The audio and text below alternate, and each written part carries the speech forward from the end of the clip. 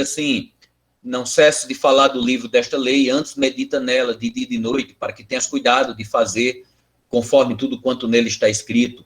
Então farás prosperar os teus caminhos e prudentemente te... Esse texto, amados, ele já gravado, né? Ele está na tradução Revista e Atualizada, tá? Todavia, eu gosto muito da tradução da Nova Versão Internacional, pela sua linguagem, mas o fato deles atualizarem a linguagem, ela traz uma partezinha que é mais fiel ao texto, e que quando nós vemos na nossa Revista Atualizada, ela não nos deixa perceber a sutileza, uma importância que vem de forma sutil, mas que vale a pena considerar. E a Nova Versão Internacional, ela diz assim: não deixe de falar as palavras deste livro da lei, e de meditar nelas de dia e de noite, para que você cumpra fielmente tudo que nela está escrito. Só então os seus caminhos prosperarão e você será bem sucedido. Então, a parte que eu acho interessante nesse texto e que a Nova Versão Internacional ela traz uma fidelidade maior ao texto original que a Revista Atualizada não tem, é porque a segunda parte, ou seja, a consequência, não é? Primeiro Josué vai dizer, o Deus através de Josué vai dizer: não deixe de falar das palavras do livro desta lei, e de meditar nelas de dia e de noite, para que você cumpra fielmente tudo o que nele está escrito. Então, primeiro há o mandamento, e depois vem a consequência, não é? Que a Revista Atualizada vai dizer: então farás prosperar os teus caminhos e prudentemente te conduzirás. A Nova Versão Internacional, ela traz uma fidelidade maior ao texto quando ela diz só então. Então, veja a diferença. Então farás prosperar os teus caminhos. Mas lá no original vai ter esse ponto principal. Não é então farás, não é deixar aberto, é só então. A sua vida só será próspera. A sua vida só será bem sucedida. A sua vida só será bem conduzida. Se só então, meditarmos no livro desta lei de dia e de noite e fazê-la conhecida. E, amados, por que é que eu trouxe esse texto e fiz essas considerações? Falar sobre teologia, não é? Que é o nosso tema, a importância da teologia no contexto atual. Falar sobre teologia é falar sobre a palavra, não é? E eu acho que, em primeiro lugar, apesar de termos aí veteranos, não é? De irmãos veteranos, pastores, irmãos veteranos aí de banco, de igreja, escola dominical, culto de doutrina, eu acho que é válido, em primeiro lugar, a gente relembrar, não é, aquilo que seria a definição de teologia. Nós sabemos, pela a etimologia da palavra, né, que a teologia é uma palavra composta de theo ou theos, não é, Deus, e logia, que é estudo de Deus, não é, uma palavra composta, né, de Deus e estudo, o estudo de Deus, mas a sua definição conceitual, né, nós vamos estudar, e para a gente entender essa definição conceitual, a gente começaria com uma pergunta, não é? É o estudo de Deus, tá? Mas vamos estudar sobre Deus com base em quê? Vamos estudar sobre Deus. É o estudo de Deus, a teologia, mas com base em quê? Onde é que nós aprendemos a respeito de Deus? E então há na interpretação clássica do cristianismo 3 fontes, não é? A primeira é a natureza, né? Através da natureza, a base para se entender, compreender Deus, para se estudar Deus, para se fazer teologia é a natureza. O salmista diz: os céus proclamam a glória de Deus e o firmamento anunciam as obras de suas mãos. Não é? O apóstolo Paulo também vai nos falar lá em Romanos, capítulo 1, né? Ele nos diz que as coisas invisíveis de Deus são conhecidas desde a criação do mundo, assim a sua divindade como o seu eterno poder. A natureza, então, é a primeira maneira, ou a primeira base para estudarmos Deus, né? A revelação de Deus na natureza. A segunda, ela se encontra também, o apóstolo Paulo vai nos mostrar também, como, por exemplo, lá em Romanos, né? Que a ideia de Deus está gravada na consciência do homem, no coração do homem. Há uma ideia de Deus na consciência humana. Então, essa é a segunda base para estudarmos, ou para fazermos teologia, né? Para estudarmos Deus. E a terceira fonte, a terceira base, é ela que é a mais importante, que é a revelação especial de Deus, é a revelação que Deus faz de si mesmo, é as sagradas escrituras. Por isso, meditar nela de dia e de noite, fazer conforme tudo quanto nela está escrito.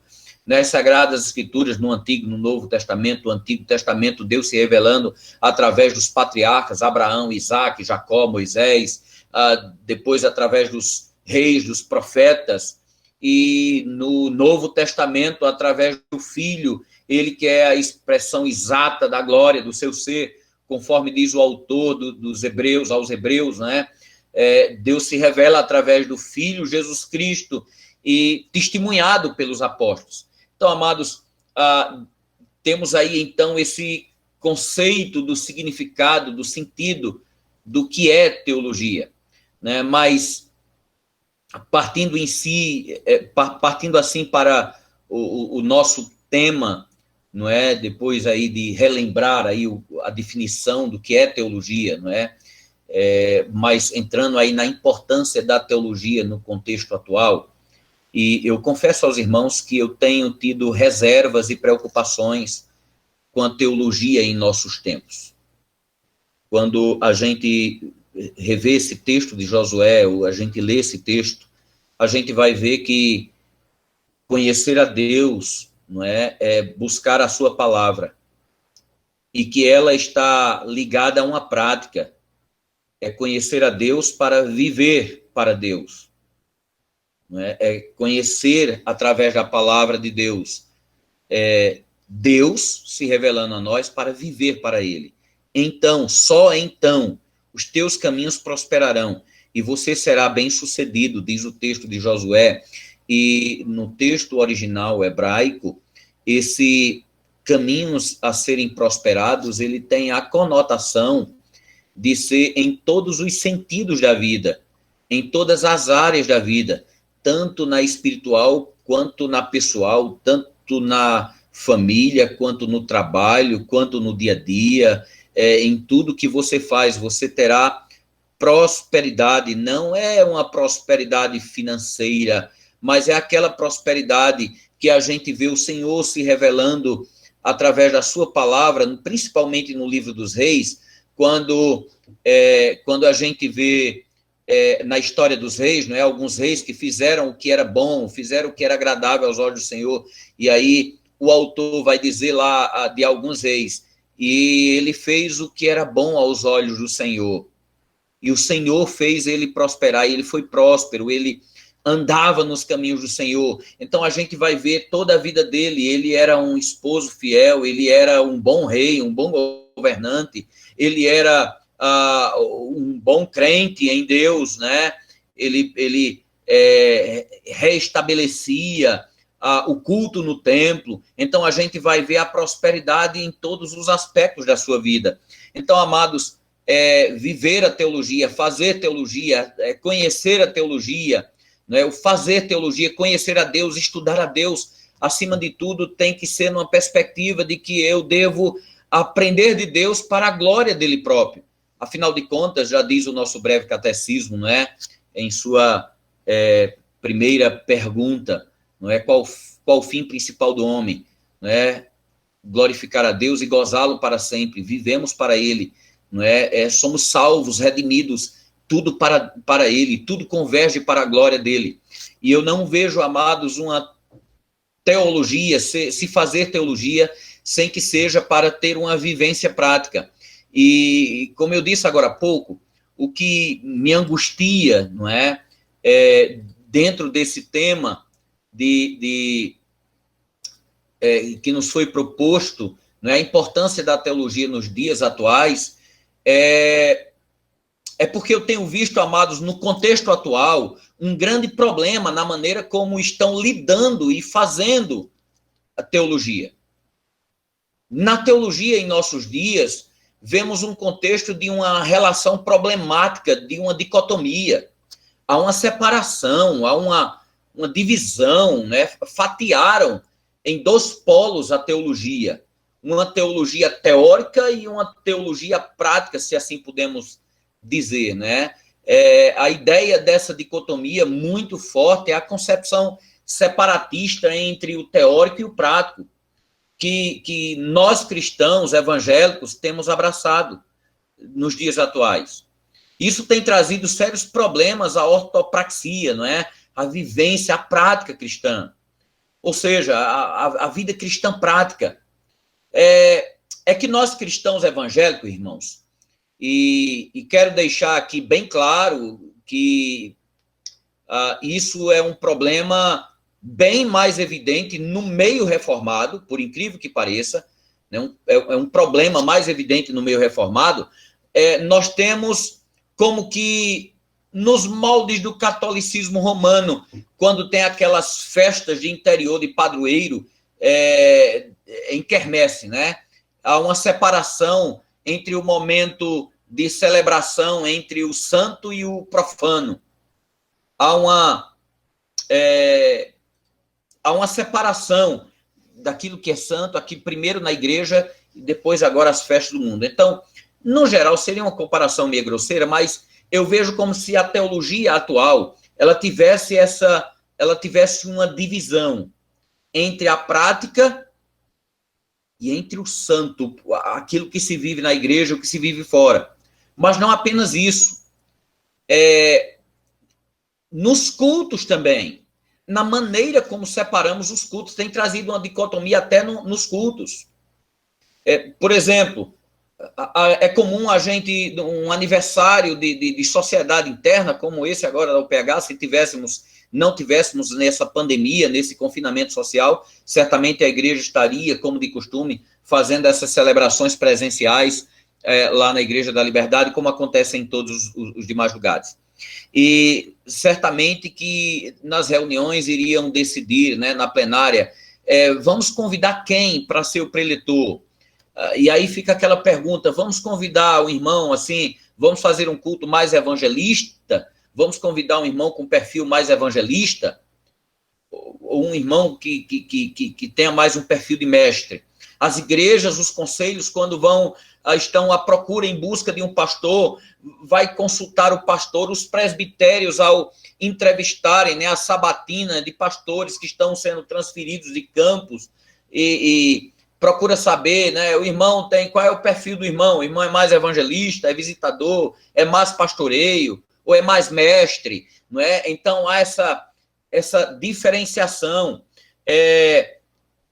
talvez até influenciar dentro daquilo que o apóstolo Paulo vai dizer lá em Coríntios, né, que o Senhor deu a uns para apóstolos, outros para profetas, outros para mestres, e aí a gente compreende mal isso, mas percebam, eu vou já explicar por que a gente compreende mal. Por que a igreja hoje está compreendendo mal? Daqui a pouco eu falo. Então, se compreende que há uma divisão nisso aí. É comum a gente ver, no meio presbiteriano, no meio reformado, a gente dizer ao bambambam da teologia brasileira é Augusto Nicodemos, Hernandes Dias Lopes, só que Hernandes Dias Lopes já tem um perfil mais, uma pregação evangelista, não é assim? Já o reverendo Augusto, ele é mais de estudo, de doutrina, não é? Ele tem um perfil mais, aquele perfil mais de mestre, e aí a gente tenta separar essas coisas dentro da teologia. E isso, amados, tem trazido, no meu ver, nos dias atuais, um problema sério para a teologia. Porque as pessoas têm, quando é o reverendo Augusto Nicodemos que está pregando, que está falando, ele tem um perfil lá de mestre, estamos estudando ali, e não somos evangelistas. Ou estamos apenas entrando na intelectualidade da teologia. E muitas vezes a gente esquece que a teologia, ela é prática. A teologia que não se vive não tem valor. Isso tem trazido sérios problemas. Houve um tempo na história, irmãos, da igreja, em que estudar teologia e viver a prática era indissociável. A gente vai ver na história da igreja, né, na Idade Média, quando tinha lá os mosteiros, não é, onde se estudava muito, e há uma ideia de que lá no mosteiro só se estudavam muito teologia, a Bíblia, e que não vivia a prática, mas isso não é uma verdade. Eles estudavam e viviam. Eu não estou falando ali do tempo daqueles mosteiros católicos romanos, onde tinha alguns mosteiros onde os monges iam para o mosteiro não para estudar teologia, mas iam para se isolar da sociedade para viver uma vida santa. Eu não estou falando desses que se isolaram com esse objetivo. Eu estou falando dos mosteiros, que haviam muitos que se ia como se vai para um seminário, iam ficar um tempo ali estudando teologia, estudando a palavra de Deus, estudando sobre Deus, para depois voltar para se pregar a palavra de Deus e se viver a palavra de Deus. Então a gente vai ver lá na Idade Média que teologia e a prática era indissociável. A gente vai ver na história da igreja, nos puritanos, né, mais à frente, já depois da Reforma, a gente vai ver os puritanos numa vida prática da teologia. Tinha um puritano chamado, como era o nome dele? Smith William, não lembro agora, irmãos, que ele dizia o seguinte, ele dizia algo bem interessante, ele dizia que teologia é a doutrina de viver para Deus. Isso é uma afirmação interessante, né? A teologia é a doutrina de se viver para Deus. Enfim, amados, o que é que eu quero dizer com isso? Sobre a teologia nos dias atuais. Agora há pouco eu disse que a gente tende a olhar aquele texto lá de Paulo, quando diz Deus deu a uns para profeta, outros para evangelista, outros para mestres, outros para... E aí vai, esses dons ministeriais. E eu disse assim, nós somos induzidos ou entendemos isso de maneira separada. E eu disse que mais à frente eu falo o motivo. Desde o tempo do iluminismo, né, ou seja, quando começou esse período do iluminismo, né, a Idade Moderna, em que o homem era assim, na Idade Média, tudo quem dizia, tudo quem ditava era a Igreja Católica Romana, que mandava em tudo, na cultura, no trabalho, em tudo. Era a Igreja quem dizia o que era certo e o que era errado.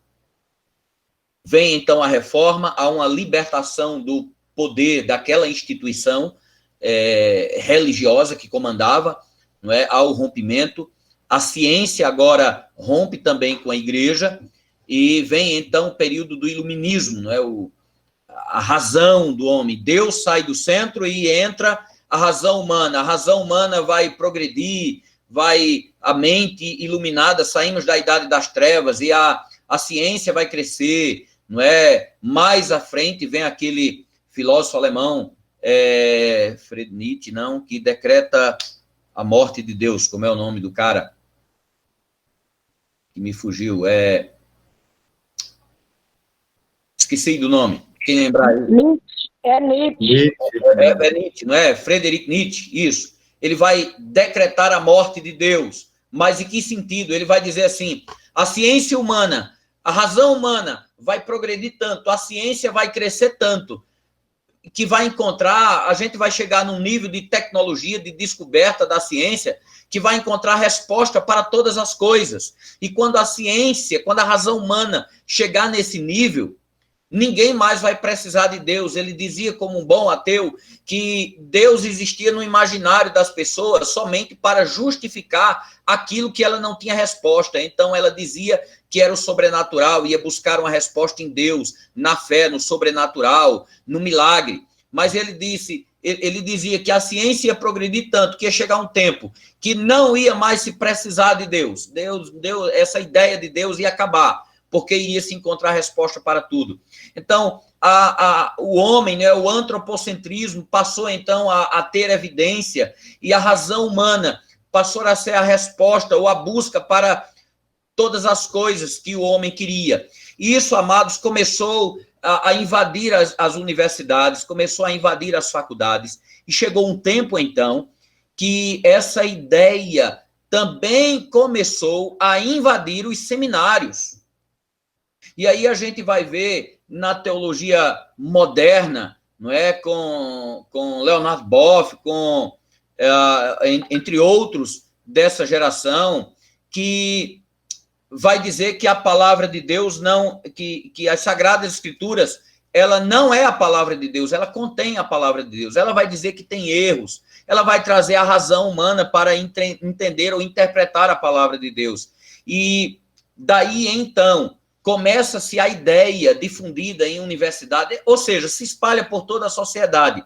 Essa ideia separada de que conhecer e praticar estão dissociadas, estão separadas.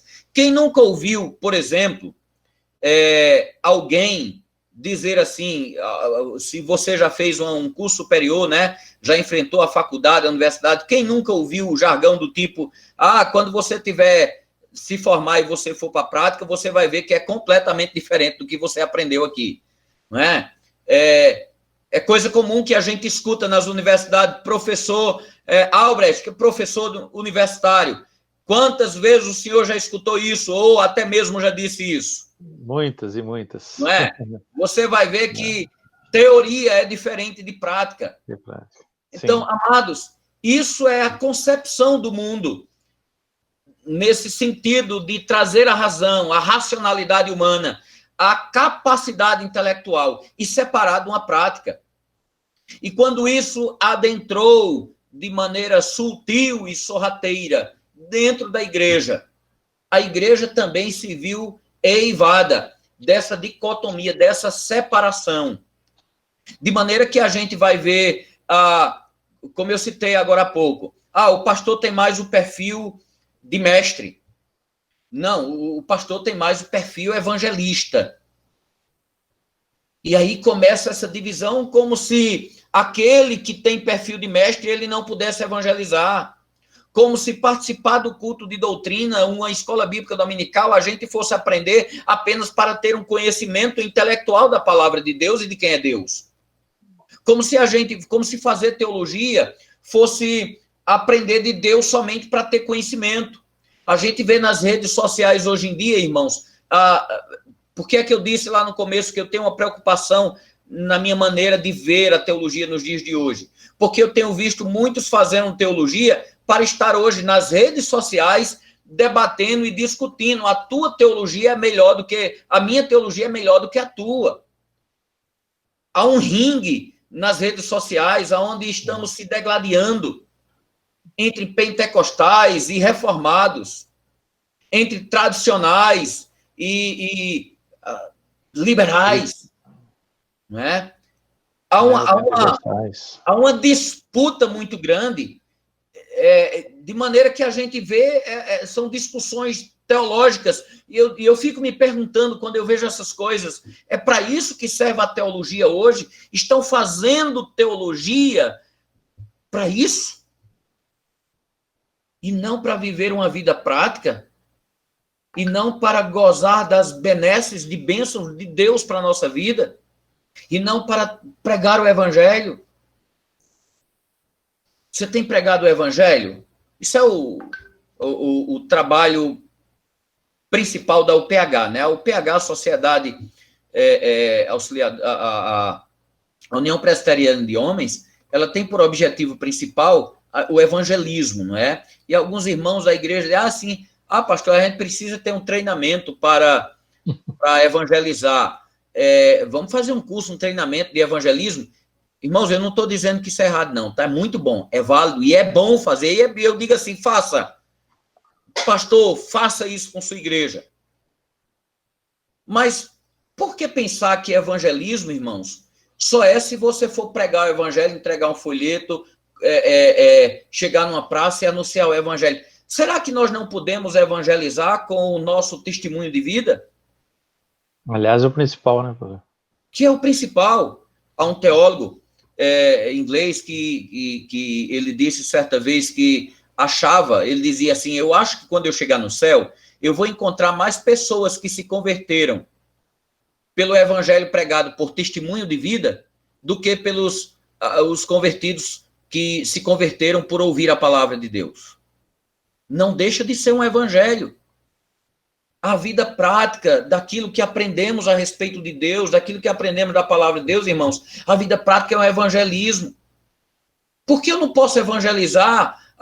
Só posso evangelizar se eu sair com um grupo da igreja, ir para a praça pública, ir para as ruas, entregar folheto. Por que eu não posso evangelizar quando eu convido um amigo, um vizinho, para tomar um café, para jantar na minha casa? Onde eu curvo a cabeça e digo, vamos orar e agradecer a Deus o pão de cada dia. Por que eu não vejo evangelismo nessas áreas? Por que eu não vejo evangelismo no meu comportamento na universidade, para aqueles que são estudantes, na escola, os jovens? Onde é que eu não posso ver evangelismo? No meu local de trabalho, no seu local de trabalho? Quando você dá testemunho.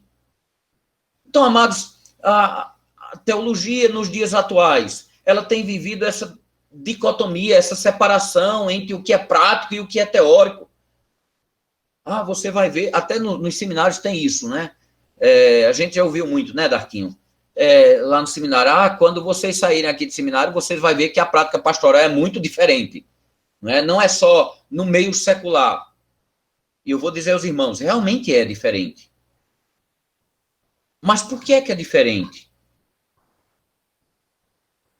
Eu tenho vivido essa diferença, diferente daquilo que eu aprendi.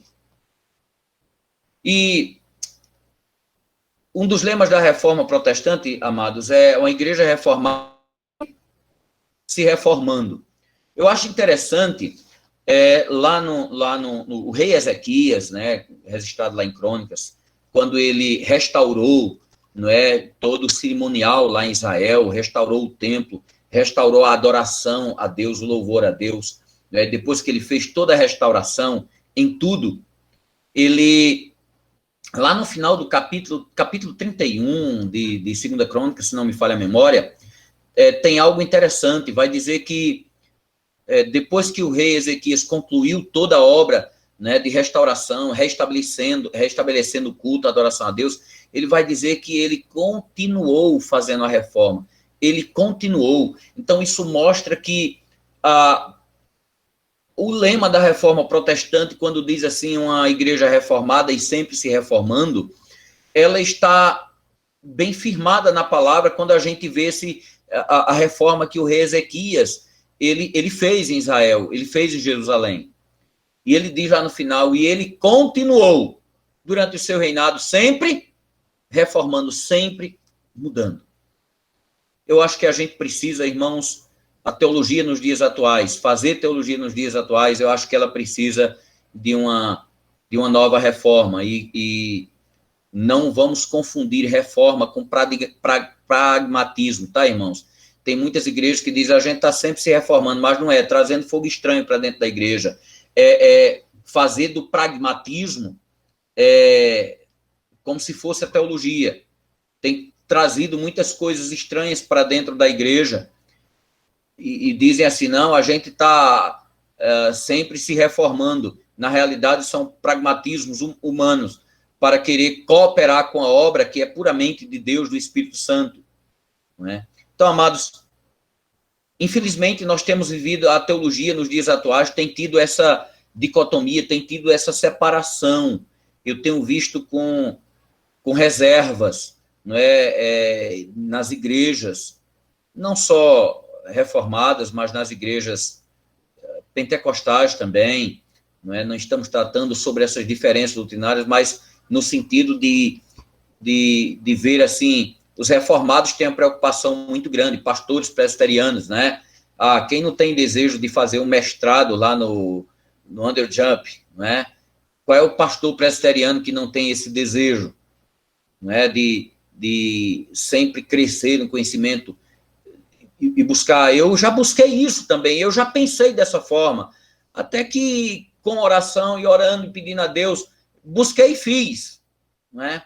Mas hoje eu paro para pensar, eu digo, meu Deus, e a prática de tudo isso? Para que tanto conhecimento? Para que tanto diploma? Para que tanto... isso vai servir para quê? Se não for para pôr em prática e levar os meus irmãos a praticarem também, a conhecer a Deus para viver para a glória dele. Então, amados, falar sobre a importância da teologia no contexto atual, eu vou dizer que a importância maior é nós, principalmente nós pastores, não é? Estarmos revendo aquilo que nós estamos fazendo com a nossa igreja, estimulando os nossos membros, não é? Como membros, não é? Estarmos revendo a nossa maneira de ver e de receber a instrução da palavra de Deus, os ensinos doutrinários da palavra de Deus, a maneira como nós pegamos um livro auxiliar para nos enriquecer no conhecimento da palavra de Deus. Será que você está buscando somente intelectualismo, somente conhecimento para dizer, eu sobre isso, ou está a nível de debater com quem quer que seja para gerar disputa? Ou será que nós estamos buscando conhecer a respeito de Deus, a revelação de Deus, conhecer sobre Deus para viver para a glória dele e para, acima de tudo, testemunhar, não é, o resplendor da glória de Deus em nossas vidas? Agora há pouco eu falava que o testemunho de vida, a gente viver a teologia, a gente viver aquilo que a gente sabe, aprende de Deus em nossa vida, é um evangelismo. A gente vai ver lá em Atos dos Apóstolos, né? Quando diz lá, Lucas diz lá em Atos dos Apóstolos que as pessoas viam a maneira da igreja viver e todos caía na graça do povo. Então, ali estava falando literalmente de testemunho da igreja. Né? Eles caíam na graça do povo, na admiração do povo. Né? E eu fico me perguntando quantos foram evangelizados pelo testemunho, quantos não tiveram desejo de conhecer a Cristo só por ver o testemunho da igreja primitiva. Será que isso é uma realidade nos dias de hoje? Será que as pessoas... Na minha infância, quando se passava um crente na rua, todo mundo conhecia. As mulheres, a partir da aparência, irmãos, da maneira de se vestir. Saia longa, abaixo do joelho, cabelo grande, não pela doutrina, né, pentecostal, assembleana, de que cortar o cabelo é pecado, que é o velho. Não nesse sentido, mas as mulheres tinham aquela... A vestimenta era... Você olhava para um crente e se conhecia. Fulano é um crente. Se conhecia até pela maneira de se comportar, pela maneira de andar, pela maneira de se vestir. Você consegue ver diferença entre um crente de hoje e alguém do mundo? A gente consegue... Se você chegar... é aquele exemplo que eu dou. Antes, quando se via um crente passando na rua... E você falava estava conversando com alguém, né? Estou conversando aqui com um amigo, um ímpio, mas um amigo, um conhecido. E aí passava o irmão da igreja. Paz do Senhor, meu irmão, tudo bem? Tudo bem, meu irmão? A paz do Senhor. E aquele seu amigo olhava para ele e dizia assim, eu conheço esse cara de vista, esse cara é um crente. Era assim que ele afirmava. Esse cara é um crente. Hoje em dia... Esse mesmo exemplo, estou aqui conversando com alguém, passa o irmão da igreja, a paz do Senhor, meu irmão, tudo bem? A paz do Senhor, meu irmão. Hoje em dia, o cara vai usar a mesma expressão. Esse cara é um crente. Só que vai mudar a tonacidade. Vai dizer assim, eu conheço esse cara. Aí vai dizer assim, esse cara é um crente. Entenderam a diferença? O primeiro, esse cara é um crente. É uma afirmação. Hoje em dia esse cara é um crente? Levantando dúvida. A gente não vê mais diferença entre é muito raro você ver a diferença entre um crente e o ímpio lá fora. Na igreja você pode até reconhecer, mas fora você não consegue mais ver essa diferença. No andar, no vestir-se, no comportar-se. Porque eu só me interesso pela teologia e a doutrina e aprender lá na igreja. Saiu da igreja é diferente.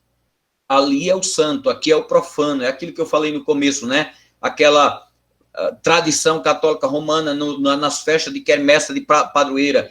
Primeiro a festa santa lá na igreja, depois o profano, a festa... lá na igreja eu sou santo, eu sou um teólogo, eu conheço, eu vou ao culto de doutrina, eu vou à escola bíblica dominical, eu leio livros auxiliares, muito bom, John Stott, John MacArthur, Augusto Nicodemos, Hernandes Dias Lopes, a Ernest Maia, eu leio Paul Walsh, eu ouço, eu aprendo, mas fora da igreja, parece que a intelectualidade está dissociada de uma vida prática. E o que a palavra de Deus nos diz, irmãos, é que teologia sempre foi, deve ser e sempre será aprender sobre Deus, conhecer a Deus, o Deus que se revela a nós, para sermos seus imitadores. O apóstolo Paulo vai dizer, Jesus diz, ser depois meus imitadores, como filhos amados. É conhecer a Deus para viver para a glória dele. De maneira, irmãos, que enquanto nós não compreendermos e não observarmos que de maneira sutil Satanás tem colocado através da filosofia, do intelectualismo, do racionalismo, que veio das universidades e adentrou no meio da igreja, e adentrou no meio do seminário, essa ideia, né, de que a prática é uma coisa, conhecimento teórico é uma coisa, conhecimento prático é totalmente diferente da realidade. Então, essa ideia que surge no secularismo adentrou nas igrejas, adentrou nos seminários, adentrou no cristianismo moderno, no cristianismo atual, e tem trazido esse prejuízo tremendo. De maneira, queridos, que possamos viver uma teologia prática, possamos aprender sobre Deus, conhecer a Deus, para viver para Deus, para a glória de Deus. Que Deus nos abençoe. Eu abro a oportunidade para os irmãos que quiserem falar, ou complementar alguma coisa, ou fazer alguma pergunta.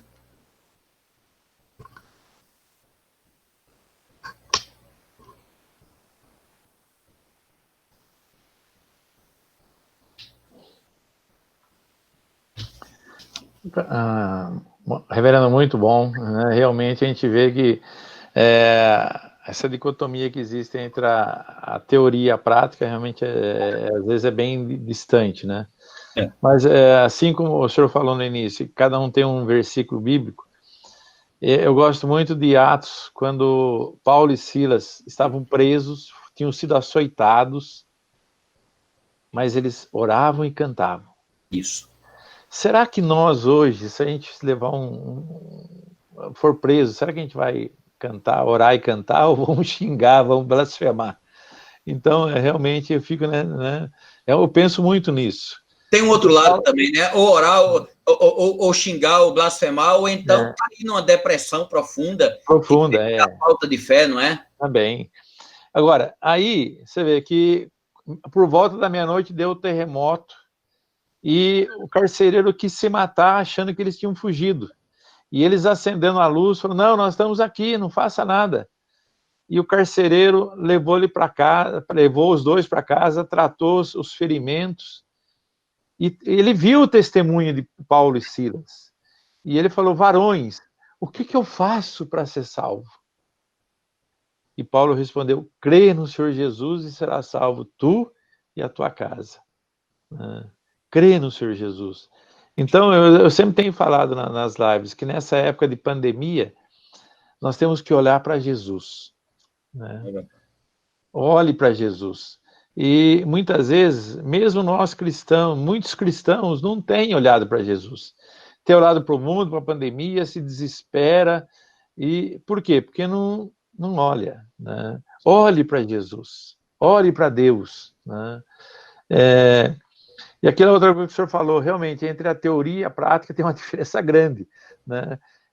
eu sou engenheiro, a gente sempre falava assim, que a engenharia civil, principalmente, a engenharia é uma ciência exata, não exata.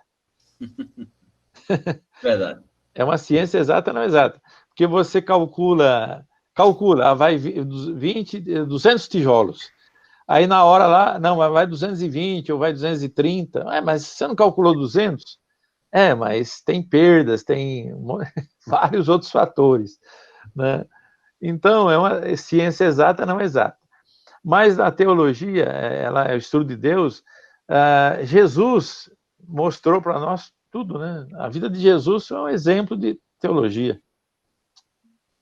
Verdade. Todos estão me escutando? Tá melhor? Agora melhorou. Agora melhorou. Tá? Agora Pronto. sim. Mil desculpas, viu? Porque eu me senti o pastor Saul em culto de doutrina, sabe? A gente apronta tudo, deixa tudo prontinho lá. Aí quando vai, infelizmente dá alguma coisa errada. Então vocês me desculpem em relação ao áudio. Pastor Josemar, muito me chamou a atenção, certo? O que você falou, principalmente a questão da teologia prática, né? Muito me levou a pensar. O senhor lembra algo que lhe marcou, se é que eu posso dizer assim, na teologia teórica, no tempo de seminário, e quando o senhor passou para a prática, algo que lhe marcou, você poderia... Você se lembra? Eu acho que uma das coisas que mais me marcaram foi o processo de ordenação, né? Pastor Saul conhece muito bem, né? A gente sai do seminário pensando que é o bambambam em teologia. Parece não, sobe para a cabeça. Bate aquela vaidade. Eu agora tenho um conhecimento exatamente teórico e acho que sou o bambambam também na prática. E aí a gente vai, prepara aquilo, né, em todo o processo de ordenação, aquilo que seria o sermão de prova. Esse aqui está irrecusável, né, ninguém vai. E aí, quando você chega lá, junta nervosismo, junta a mãozinha de Deus para diminuir ou para humilhar a gente e dizer assim, não é como tu tá pensando não, caboclo, baixa a bola, né? E aí você sai faz aí os trâmites da ordenação, né, que é principalmente o sermão de prova, e aí você sai uma negação, né? Com licença da palavra, irmãos, o atrevimento, me perdoe, mas para o bom paraibano conhece isso, mas sai uma porcaria. E você depois olha e diz assim, eu não acredito que eu passei esse tempo todo no seminário para fazer um sermão desse, fazer um negócio desse, não. Ao ponto de você ver ameaçado até, e foi, né? Pastor Saul conhece muito bem, não foi verdade, pastor? E você vê que, se fosse eu que estivesse avaliando o Josemar, eu ia dizer assim, esse aí não deve ser ordenado nunca, precisa muito ainda para ser um pastor. Estou falando no aspecto teológico, não é? Então, eu acho que isso é um dos maiores exemplos que eu tenho, não é? Que tenho consciência de que o meu processo, assim, demonstrar o conhecimento teológico que eu aprendi para o meu presbitério, para mim foi um fracasso. Realmente eu provei que eu não aprendi nada, que eu não sabia de nada. Não é que eu não sabia de nada, eu mostrei toda a deficiência que tinha. E aí a gente vê essa diferença. Mas pela misericórdia de Deus e a sua graça, ele vai nos moldando, ele vai refazendo isso aí, e graças a Deus, Deus tem sido gracioso comigo. Pastor Samuel, muito obrigado, certo, pela Nada sua mesmo. contribuição. Realmente foi muito satisfatório, né, essa noite. Alguém mais tem algo a falar? Contribuir? Eu queria só, primeiro, parabenizar o reverendo, irmão. Excelente explanação aí, palestra Obrigado. boa, muito oportuna. E dentro justamente de tudo aquilo que a gente ouviu, lembrar desse cuidado que precisa ser tido, né? Que há um casamento, um conjunto entre a ortodoxia e a piedade.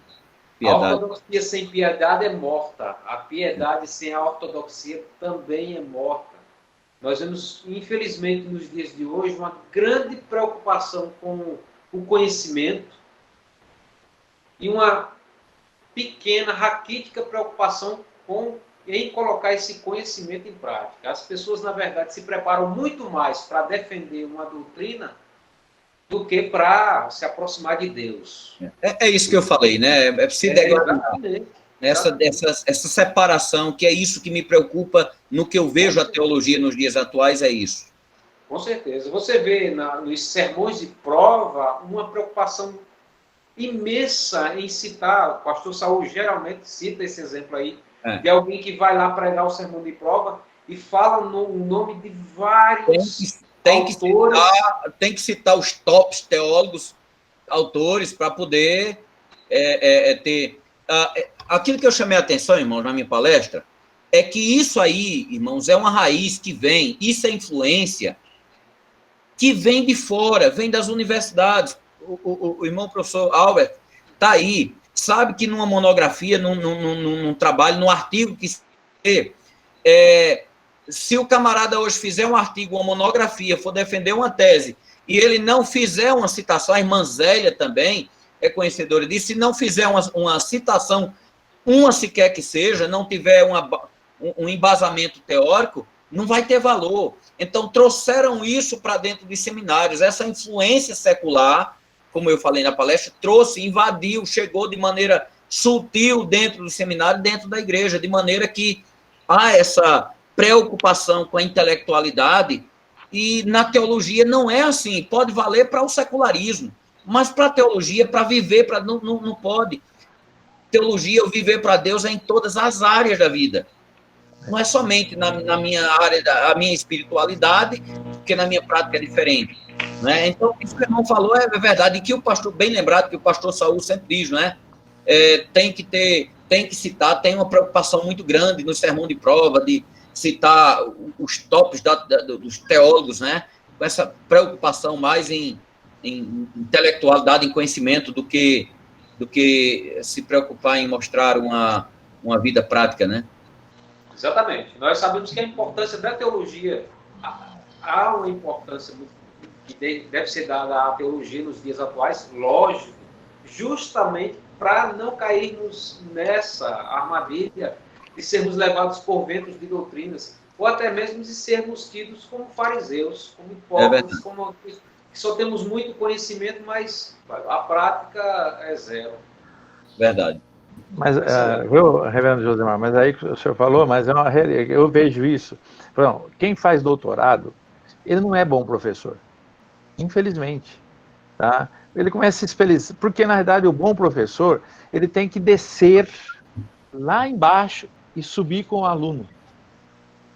E o pastor também, ele vai ter que, o pastor, o presbítero, nós temos que descer lá embaixo e subir, e subindo com aquele que está sendo evangelizado. Certo? Verdade. Porque se a gente não fizer isso, a gente não vai conseguir transmitir o conhecimento. Porque o aluno, ele não tem... Eu sou formado, tenho pós-graduação, tenho 30 anos de experiência prática, teórica. O aluno chega lá sem saber nada de cálculo de pontes ou de asfalto.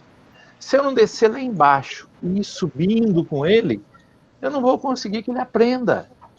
Agora, eu me formei, fui trabalhar na obra. Quem me ensinou foi um semi-analfabeto, que trabalhava há 40 anos sempre naquela mesma coisa, fazendo todo dia aquilo lá. Ele falava para mim, doutor, o senhor tem que fazer... Ele é o peão que me ensinou. Por incrível que pareça, eu era formado, era engenheiro, mas fui aprender com o peão. Então, na realidade, para a gente evangelizar ou para a gente ensinar, a gente tem que descer lá embaixo e subir juntos, dando o braço. Praticando junto. Praticando junto. Aí sim. Aí, A gente fica, eu sempre coloquei versículos nas minhas provas, nos meus trabalhos, né? Sempre procurei colocar a palavra de Deus. Mas de vez em quando eu recebo mensagens de alunos: professor, hoje eu também sou professor porque eu aprendi com o senhor, porque o senhor foi um exemplo na minha vida. Isso, eu fico feliz com isso. Falei, pô, eu consegui cumprir meu papel. Amém. Agora, a gente vê que também sou Gideão. A gente distribui as Bíblias nas escolas, nas faculdades, nos hospitais. E a gente vê testemunhos de pessoas que não foi evangelizada, mas alguém não quis, rasgou a palavra de Deus, jogou no vento afora. O vento levou uma folha da palavra de Deus, caiu num quintal, a pessoa leu e se converteu. A gente tem testemunho disso. Temos.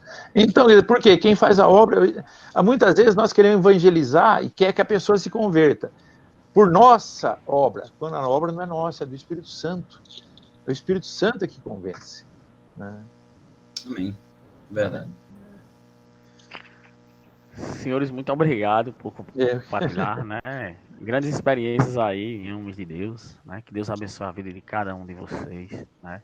Eu queria ouvir o pastor Saul. Senhor. Pastor Saul entrou calado, vai sair mudo? Vai nada, ele vai ter essa participação aí. Irmãos, gostaria de dar oportunidade ao irmão William, né? O irmão William agora está com a oportunidade.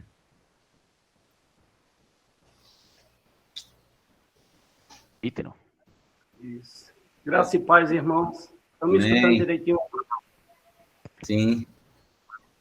Eu quero, primeiramente, agradecer ao irmão presbítero José Alberto Albers por ter aceito o nosso convite, né? Nosso irmão e companheiro de batalha aí, nosso irmão Maxwell, presbítero Maxwell, também ter aceito, nosso presidente da Federação da Sinodal. E em nome da Federação de UPHs, né, justificando a ausência do nosso irmão presbítero Almir, que não pode estar presente conosco, eu sou suspeito para falar da nossa UPH, né? Mas, em nome da federação, eu quero agradecer a todos os irmãos, né, que fazem parte dessa UPH, inclusive eu faço parte também. Tenho aprendido muito e falar um pouco dessa UPH que há 51 anos atrás, Josemar conhece bem muito desse trabalho, foi organizada, para vocês verem, né, a questão, foi organizada às 11 horas da manhã, no dia 24, no domingo, ou seja, logo após a escola dominical. Verdade. Com o intuito, Deus havia colocado no coração daqueles irmãos para fundar essa UPH. E depois da escola dominical, eles estavam lá e organizaram essa UPH, com 13 homens presentes. E adentrando um pouco mais também sobre essa palestra, Josemar. Sim. Você sabe muito bem, você conhece também, como eu disse, você conhece o trabalho dessa UPH, e você vê que dos irmãos que fizeram parte dessa organização da UPH, tem 3 que ainda estão conosco, né? Estão vivos. Não estão na igreja, mas estão vivos.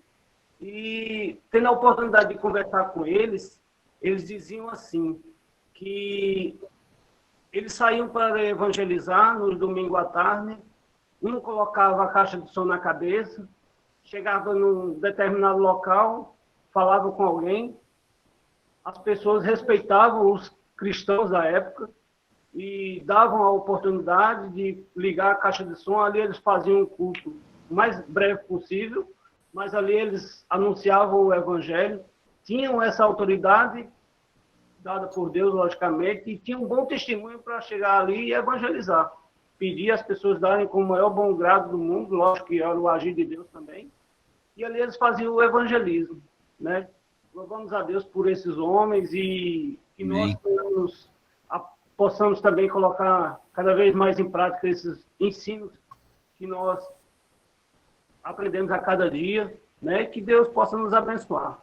Muito obrigado. Esse que dirigiu todo esse trabalho, irmão Albrecht, e Maxwell é o nosso presidente da nossa UPH, tá certo? Nosso irmão Diácono Libanês. Deus abençoe. Amém. Deus abençoe os irmãos. Amém.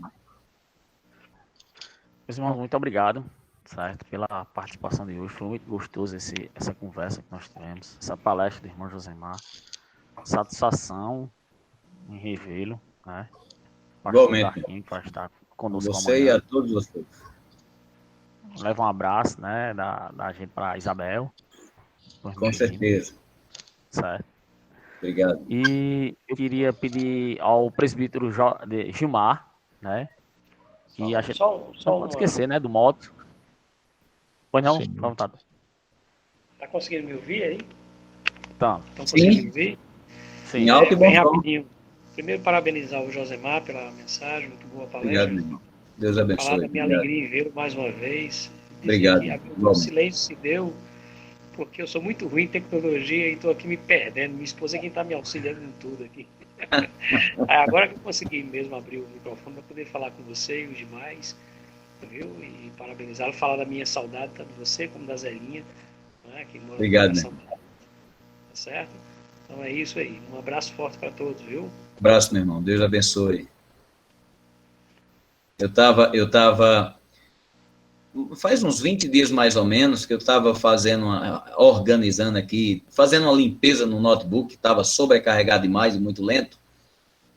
E aí eu apagando, deletando muitas coisas, e encontrei aqui uma pastazinha com alguns áudios, algumas músicas evangélicas, e encontrei seu CD, Darquinho.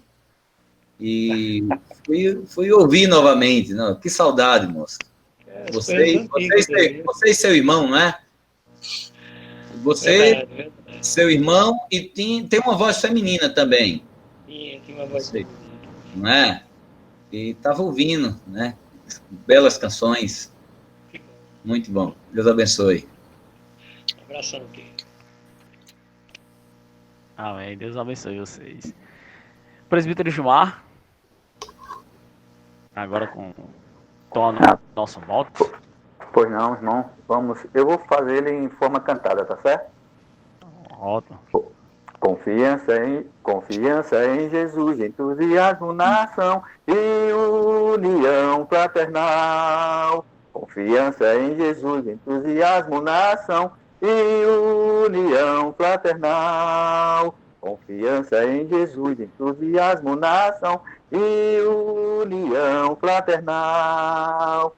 Esse é o nosso moto.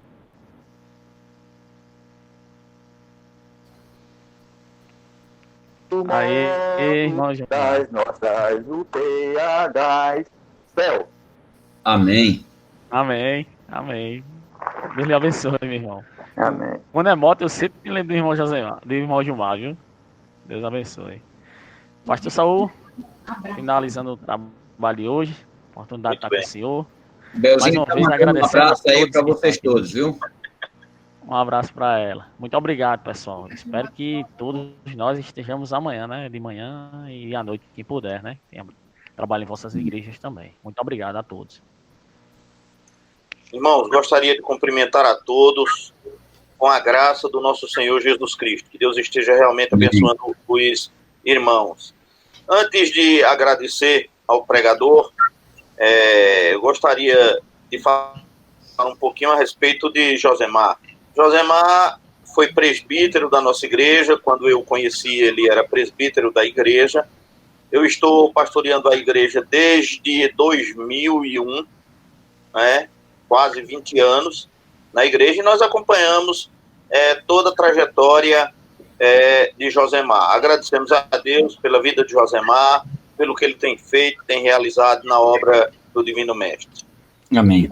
E também, irmãos, eu gostaria de corroborar um pouco com a palavra do professor Albrecht. Ele diz o seguinte, que nós precisamos aprender a chegarmos ao nível dos irmãos que têm o menor conhecimento, para com ele crescer juntos, né? Eu tenho tido essa preocupação também, e os irmãos aqui do nosso campo sabem disso, né? Tive o privilégio de ir para o seminário como candidato do Presbitério Centro de Pernambuco, que tinha as igrejas lá em Recife. E desde o primeiro dia no seminário, o meu presbitério já me colocou para trabalhar em uma igreja do presbitério. Eu tenho muita preocupação com os nossos candidatos ao Sagrado Ministério, que nós mandamos fazer o curso de teologia, e ele fica lá 4 anos, ou um pouco mais, mas no mínimo 4 anos, sem trabalhar com nenhuma igreja. E às vezes, professor, nós corremos o risco de criarmos um monstro teológico, como eu costumo chamar, sabe? O camarada chega, né, fervilhando de conhecimento, mas quando ele chega na igreja tem um problema seríssimo. É que na igreja tem pessoas. E pessoas pensam. E pensam diferente da gente. Sim. E muitas vezes o candidato chega, é ordenado, vai para uma igreja sozinho e ele não aprendeu a conviver com as pessoas. No nosso presbitério, eu costumo dar oportunidade para que todos os candidatos possam se desenvolver nesse aspecto. Não é? Quando não podemos designar uma igreja para ele trabalhar, pela dificuldade da distância, mas pelo menos nas férias, eu sempre convido para trabalhar comigo, na minha igreja. Se ele não tiver outra igreja para ir, se ele tiver, é claro, a gente respeita as agendas de todo mundo, mas costumo dizer, olha, se você não tiver uma igreja para ir durante suas férias, está convidado para ir lá ficar comigo. Sim. Irmãos, lembram, o último candidato que esteve conosco foi Davi, não é? Davi, todas as férias de Davi, ele passava na nossa igreja. Eu acho que isso é muito importante para a gente aprender a conviver com as pessoas. Quero corroborar com essa ideia, né? Obrigado. Também, Clibanês, eu não sei se você já deu oportunidade aí às autoridades, né? Mas tem muitas autoridades aqui hoje, viu? Já para você ver aqui, né? Então, mas você aqui, que eu já entrei atrasado, não tem nem o que eu dizer, eu estou só lembrando um pouquinho, né? Mas, em resumo, irmãos, nós queremos agradecer ao pastor Josemar pela sua disposição e sempre tem atendido aos nossos convites. Nós louvamos a Deus pela sua vida, rogamos a Deus que esteja abençoando você ricamente, meu irmão, aí na igreja que o Senhor confiou à sua direção, que você possa estar tendo um ministério abençoado aí, em nome do Senhor Jesus. Muito obrigado. Obrigado. Parabenizar a nosso PH. A nosso PH tem feito um trabalho muito importante na igreja e eu sempre tenho procurado oportunizar ao PH de desenvolver o seu trabalho na igreja. Inclusive, já há alguns anos, nós temos um domingo por mês que o trabalho todinho é realizado pelo PH. Nesse domingo, eu me sento lá no banco com a minha família para assistir o culto como qualquer irmão da igreja. E o PH é quem faz todo o trabalho, inclusive se responsabiliza para convidar aquele que vai trazer a mensagem. Né? Eu acho que isso é uma coisa muito boa, porque é um exercício muito bom para o PH. Então, parabenizamos ao PH pelo seu aniversário e rogamos a Deus que continue abençoando ricamente os irmãos. Também, queridos, quero lembrar que amanhã, também, às 9 horas, nós estaremos no horário da escola dominical, ouvindo também dentro desse trabalho comemorativo de aniversário da UPH, o pastor Darquinho, que vai estar compartilhando também a palavra conosco. À noite teremos o nosso irmão Evanilson, que também vai estar compartilhando a palavra conosco. Quero dizer a Josemar que você tem aqui, Josemar, pessoas de Campina Grande, que são membros da nossa igreja. Você tem pessoas de Barra de Santa Rosa, que é congregação também da nossa igreja, e também de Lagoa Seca, que são as congregações vinculadas à nossa igreja. Conceição, e várias outras congregações juntos, né? Então tem muita gente aqui de diversos lugares, não é? Amém. Agradecemos a Deus pela participação de todos. Também quero lembrar aos irmãos que na próxima terça-feira teremos o nosso culto de oração, sob a coordenação da UPH. E quinta-feira teremos também o nosso estudo doutrinário. Estamos estudando o breve catecismo. O assunto da próxima quinta-feira é as consequências do pecado, que é a pergunta de número 19 do nosso breve catecismo. Então, essas são as considerações que nós tínhamos a fazer. Rogamos a Deus que esteja abençoando ricamente os irmãos e contamos com todos amanhã na escola dominical, às 9 horas. Também às 10 temos uma escola dominical específica para os jovens e também um trabalho colocado no YouTube para que os pais possam ministrar aos seus filhos, como os irmãos já também têm conhecimento. Então, que Deus abençoe a todos. Amém.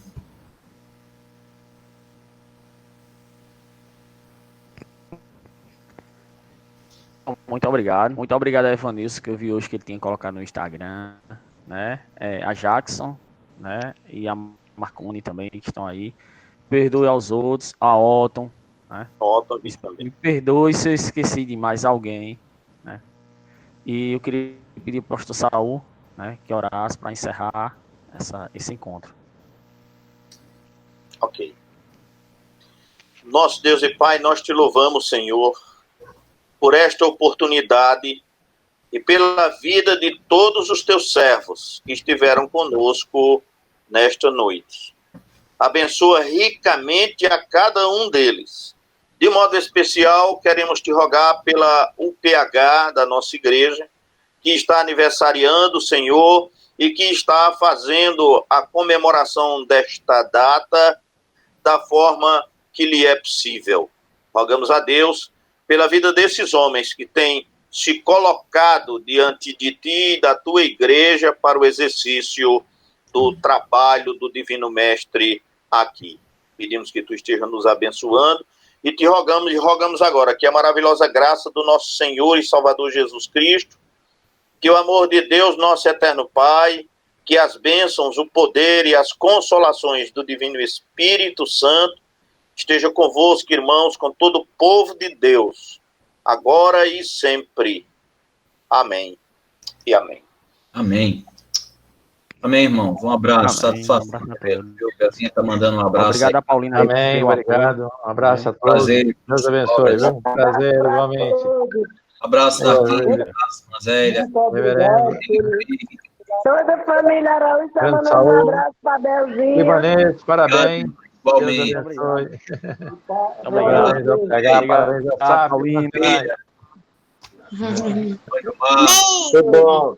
Deus abençoe vocês. Jorge, Cadê tu, Larissa? você é a menina de Todavia, Claudinha?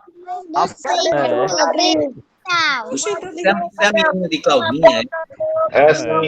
Larissa. Meu Deus, como tá grande. Eu não gosto de ver essa... Eu vi essa menina de braço ainda, eu não gosto de ver desse tamanho não, porque aí eu lembro que eu tô ficando velho. Como tá grande, lindo. Todavia a foto com Larissa, senão vai cobrar, viu? Meu Deus do céu, Beijo. Tchau. Obrigado pelo convite, William. Deus abençoe. Amém. Deus abençoe. Pastor Davi, a foto, Pastor Davi. Pastor Davi vai tirar a foto. Tchau. Eu acho que ele não tá. Deixa aí, Larissa. Eu vou bater a foto. Deixa eu bater uma foto aqui de Larissa. Acho que ele saiu. Pronto. Vou ver se pega, Larissa. Vou botar lá. Muito bem. Obrigada. Um abraço a todos. Um abraço, até amanhã. Deus abençoe a todos.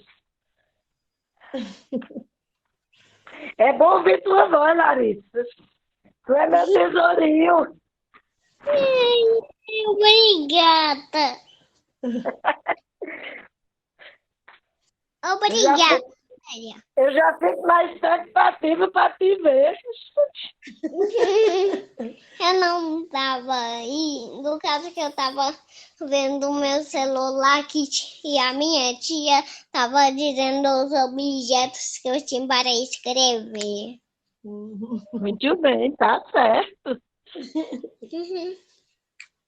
Muito bem. Tchau. É muito linda. Como é que é mesmo? Obrigada.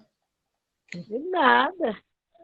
Tchau, até amanhã. Tchau, até amanhã. Tchau, até amanhã. Uma boa noite. Deus abençoe a irmã Neves. Deus abençoe Larissa.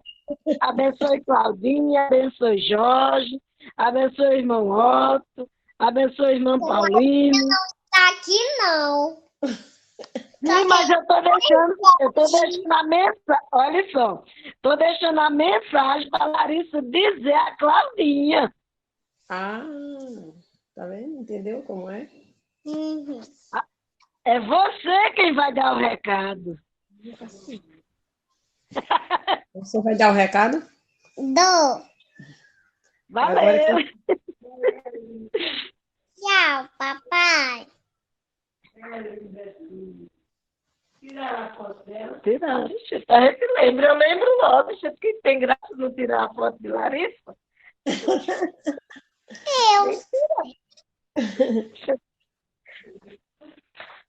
Tem que deixar a sua história marcada. Entendi. Tchau. Tchau. Deus abençoe, irmã Neves. Boa noite para todos e até amanhã. Tchau. Tchau, tchau. Tchau, tchau.